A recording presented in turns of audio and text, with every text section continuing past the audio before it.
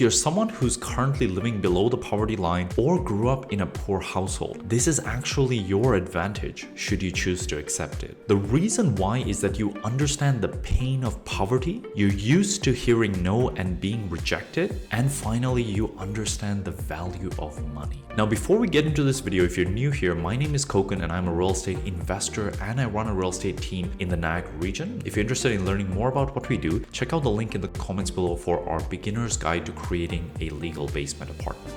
Alright, so the first advantage is you understand the pain of poverty. What does that even mean? Let me share a little bit about my background. So when I moved to Canada, I was in middle school. My family were immigrants coming from Sri Lanka and we were in a very difficult financial situation. My dad was working minimum wage, his rent pretty much covered the rent and I think our car expenses. And then my mom's part-time minimum wage job was used to feed our family of 5. So if you want to think about paycheck to paycheck, this is as desperate as it gets. Like basically they had no extra room in their budget. I still remember living in this 2-bedroom apartment with my family where, the windows would freeze over in the winter because the glass was so thin. There'd be mold growing around the windows. Our family of 5 was sharing a 2-bedroom apartment. My brother would live in the living room on the couch. We were definitely just getting by at that time. And 2 things that really come to my mind from my memories of that time. First was every week my mom would give me 5 bus tickets, one-way bus tickets. If you think about it, in order for me to go to school, I would need 10 bus tickets to go there and back.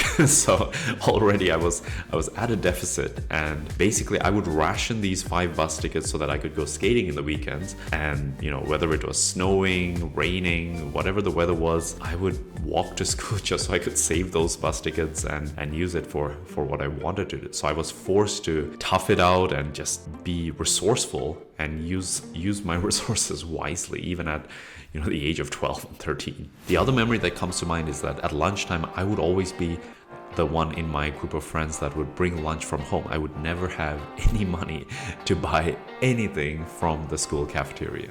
These memories are so vivid in my mind. I clearly remember growing up being poor, and it was during this time that I made a clear decision that this was not going to be the life that I had to live when I grew up. I was not going to stay poor. The pain of poverty gave me a gift, the desire and the energy to get the hell out of there. I was not willing to stay there, and I was willing to do whatever it took to get out of that circumstance and to build a better life for myself. When I think about my daughter, she will not have this advantage. Obviously, because of the life that I've lived, she will get to experience a very different childhood from the one I had, and I'm very grateful for that. But at the same time, it is also her disadvantage. I'm obviously going to do my best to teach her all that I can and help her develop the values and skills that I gained during this time. But the pain of poverty is a very strong teacher. It's hard to be taught what you learn from that pain otherwise.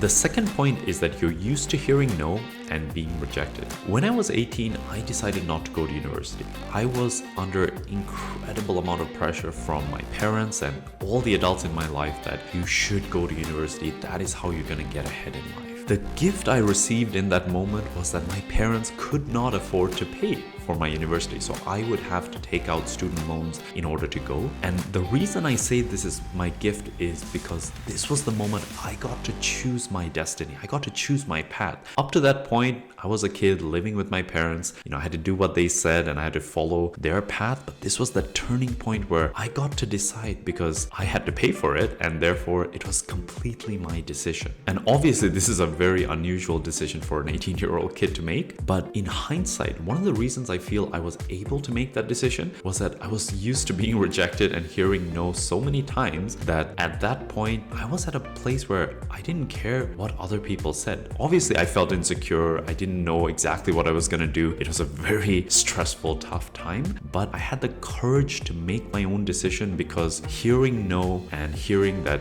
people were telling me I was wrong, I've heard it so much at that point that it didn't matter anymore. I just wanted to do what I felt was right for me. Another Another story that comes to mind was that my second job out of high school was at RBC. Now, I had to apply at this job 4 times before I got it. Each time I was rejected by their HR department, and finally on the 4th try, I got an interview, their office, and I went in, I spoke to the hiring manager, and at the end of the interview, I don't know how well I did during the interview, but at the end, I simply asked, hey, did I get the job, or how did I do? And unbeknownst to me, they had a difficult time getting the sales reps in their department to ask for the sale at the end of the conversation. By me asking if I got the job, I was demonstrating that I could do exactly what they were struggling to teach all the people that work there, and I got the job. And the reason why it wasn't that hard for me to ask was I had already been rejected 4 times prior to that point, so I wanted to know. I did my best. I dressed up in a suit, I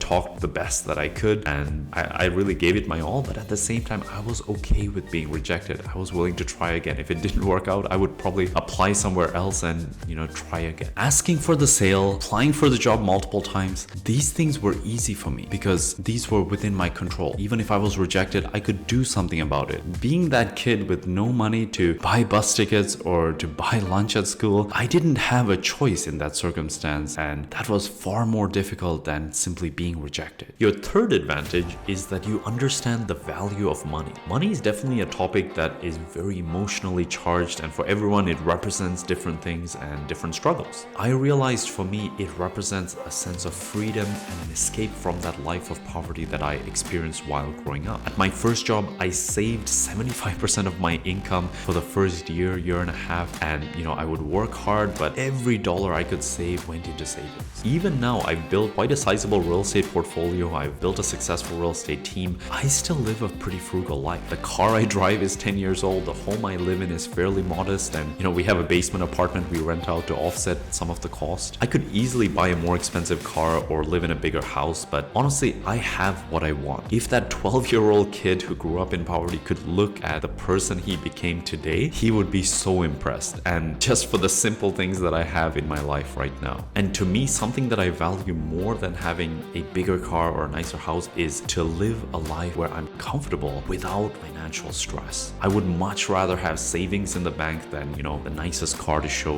or the biggest home to have. I have also realized in this pursuit of money, it can become an unhealthy obsession if it's left unchecked. For me, I ran as fast as I could away from the life that I had while growing up. Only recently have I started to look back and reflect and see that, hey, I've outrun the beast. My life is so much different than it was when I was growing up, and I'm not going back there. Even if I lose everything, I have a belief in myself that I can get myself back out, and I am not my parents. I'm not the immigrants who moved to Canada without any marketable skills to be able to provide a living for their family and had to struggle to get by. That was their life. My life is different. Growing up poor taught me the value of money, and it also gave me this energy and drive to work hard so that my future self can have a better life. In conclusion, being poor is your advantage because poverty is a great teacher. Rejection is something that you're used to, and now you can finally do something about it, and you know the value of money and how it can help you shape a better life. Now, I want to acknowledge this video may be very hard for some of you watching if you're currently experiencing poverty, or if you've had a past where you grew up in poverty and you did your best to get out of that life, but you've buried it deep inside. That is actually what I did for so many years. I did not want to think about that time that I was growing up where things were so difficult, and I ran as fast and as far as I could from that life. And it's only now that I've started to realize that that was actually my gift. Those difficult times gave me the strength that I have today, that I don't know if I could have this advantage and these skills if it wasn't for those very difficult times. Those experiences shaped the man that I am today. I can take pride that I put in the work to overcome the obstacles in my way to build my life by design.